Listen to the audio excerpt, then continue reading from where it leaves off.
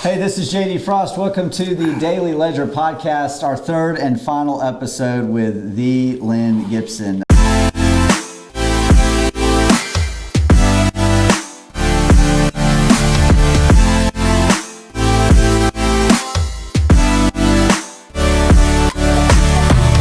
I've been so excited about this episode in particular.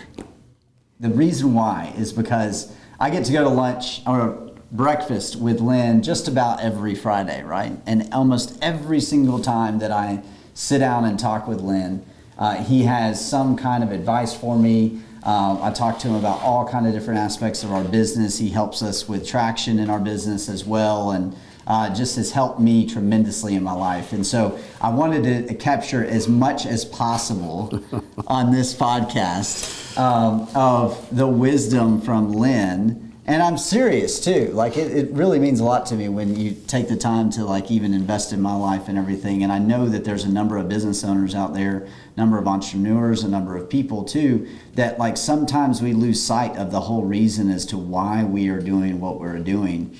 And it's so easy to get caught up into the books and into the numbers and the red flag reports and scorecards. And I saw you do a story yesterday about leaving work early. Yeah. And do you mind telling me a little bit about that?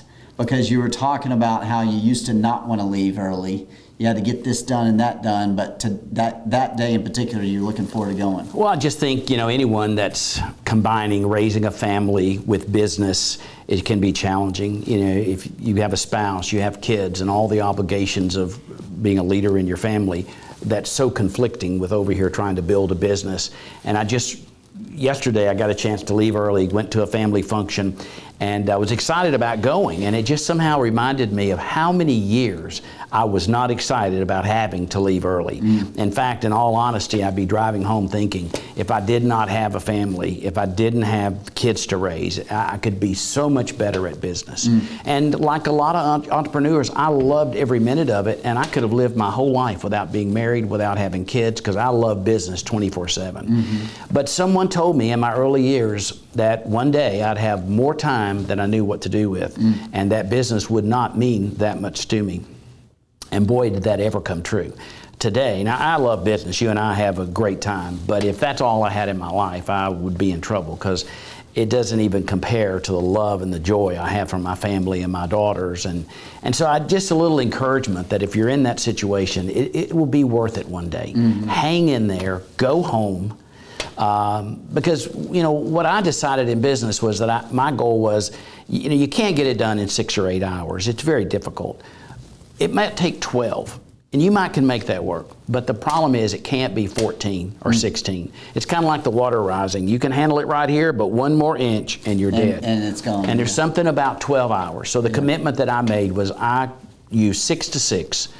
But if I couldn't get business done in that amount of time, it didn't matter. I was going home. So you gave yourself an actual schedule. Like I can remember my dad, he would be home at 5:30 every single evening. And we were sitting there and we were having dinner. Like it was no question whether or not But if it does take 12 hours, then if you're going to be home at 5:30, you're making the commitment to start at 5:30 a.m. Right. The problem is a lot of business owners want to start at 9. It takes 12 hours, and they get home at 9 p.m. Kids are in the bed. There's not much time.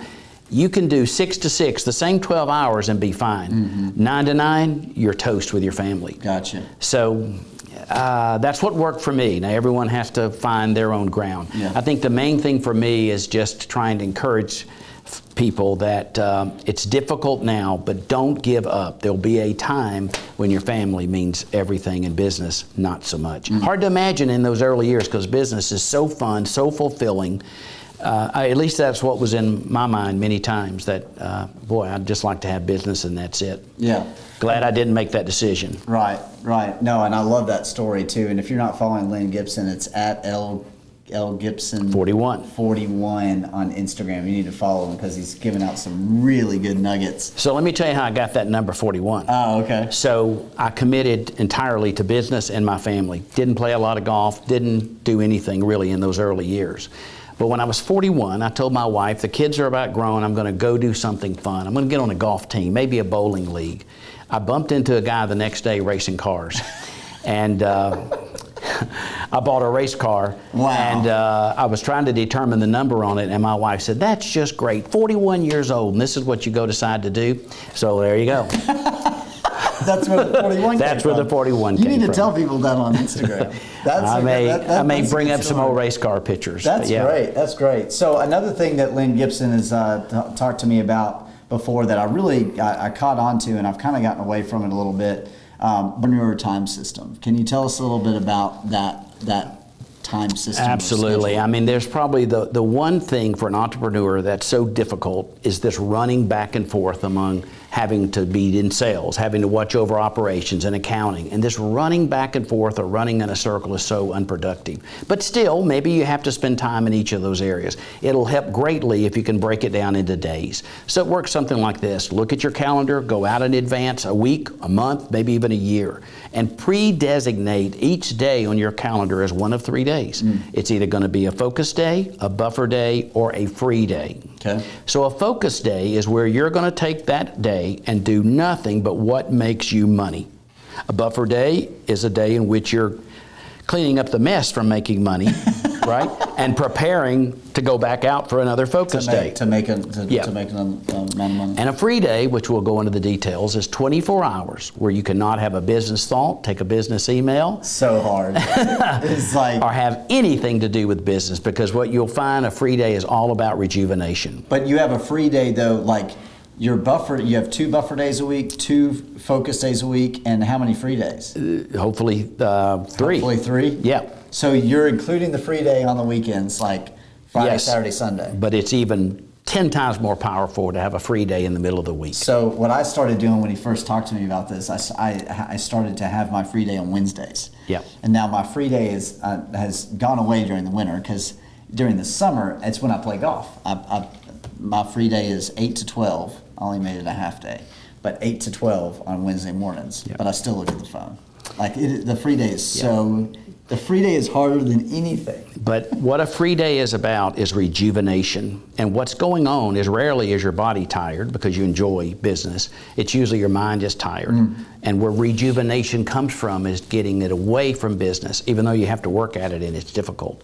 But if you can go 24 hours with not a business thought, it's so freeing on your mind. You can't tell it initially, but it's so freeing.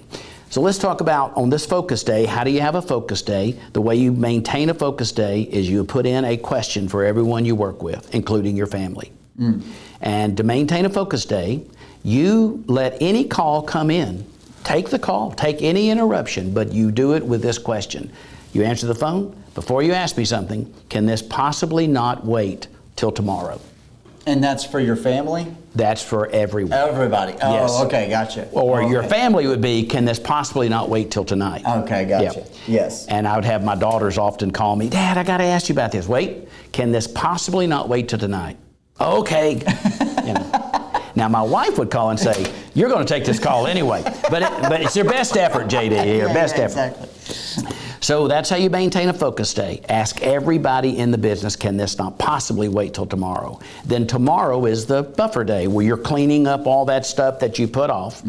But I'm telling you, 1 true focus day a week is incredible. 2 would probably triple everything that you're doing now. Yep. The power of having a single focus on saying we're only going to make money today is incredible. Yep. A buffer day is pretty easy to understand that one. But the concept of a free day is all about rejuvenation. Yeah. And if you want to make more money, Get more free days. get more free days. Get more free days. Yeah, the focus day for me ended up being Tuesdays and Thursdays, and then my buffer days are Monday and Wednesdays, and I'm still pretty much sticking to that. Yeah. On a buffer day, you can still have an internal meeting. Is that correct? Buffer day is anything to clean up a mess and get ready to have a focus day the next Yeah, day. so Tuesdays like and a buffer day Thursdays. might be lining up my prospects, getting everything Gotcha. in order. Yeah, scheduling those calls for Tuesdays and Thursdays. Yeah. Yeah, but the more free days you have, the more money you are going to make for sure. Yeah. And put 3 back to back if you can survive it. It's so rejuvenating. Do you know how many free days have you ever had in a row? Have you ever gone a full week? Well, I'm remembering of the time that when this concept was first presented to me, and I was asked, how many free days do you take? And the answer was, I'd never taken one in my life. And even on vacation, you know, this is an idea of what you would see. I used to go on vacation. My kids would sleep in. I'd go down to the beach and I'd plan and think and work and get everything organized. And then they'd get up about 11 and we'd play all day. So organized and ready to go. I thought, now this is how you have a vacation. But I was not motivated. I got back with no problems, but I was not motivated. Pile up some free days. When you get back, it'll be chaos. But you'll be so ready to go, you'll clean that mess up in a day and you are off and running. Love that, love that. Awesome. Lynn, I thank you so much for being on this little series that we created on the Daily Ledger podcast. Thank you so much for what you have meant to me in my life and the wisdom that you speak into my life and the time that you spend. I really appreciate it. It's very, very important to me, and you're very dear to me. I really appreciate it. Thank you.